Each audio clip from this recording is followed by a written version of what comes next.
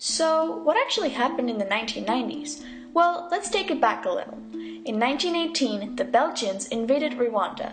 They separated them into two groups. The population of Rwanda was Hutu, approximately 85%, Tutsi 14%, and Twa only 1%.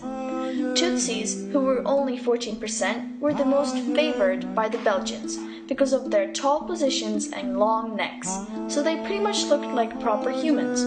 The Tutsis were left with all of the power, which means that the Hutus hated the Tutsis for that. On April 6, 1994, a plane carrying the President Habyarimana, which was a Hutu, was shot down. The Hutus blamed the tragedy on the Tutsis and signaled all the Hutus to start killing the Tutsis. Their code was, "Cut down the tall trees." Violence began nearly after the crash happened. Hutu's goal was to kill the entire Tutsi civil population. This was happening, the UN soldiers were just watching and standing by as the slaughter happened. They were forbidden to interfere with any of the killings since they were the peacekeepers of the country. As all of this continues, the UN agrees to send 8,600 troops to Kigali to protect the citizens.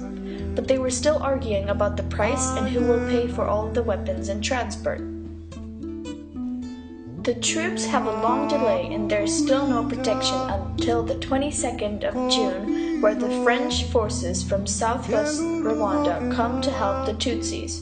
The UN troops finally come in July to take the French forces' place, but they're being massacred by the Hutus as well. More people are being killed at their homes, refugee camps, and even on the streets. They were mostly targeting the children because they were the new generation of the Tutsis.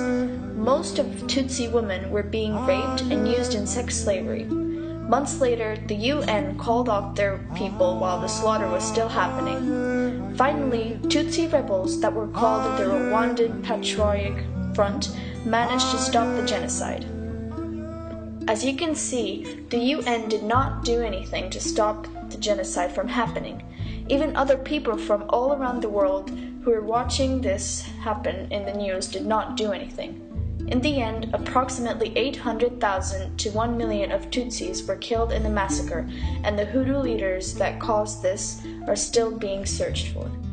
There was a lot of radio involvement in this massacre. The radios and everybody else started calling Tutsis cockroaches and that they should all step on them and kill them. Here is an example of the radio. Listen to me, good people of Rwanda. Terrible news. It is true. Horrible news. Our great president is murdered by the Tutsi cockroaches. They tricked him to sign their phony peace agreement. Then they shot his plane from the sky. It is time to clear the brush, good Hutus of Rwanda. We must cut the tall trees. Cut the tall trees now! Thank you for watching and listening.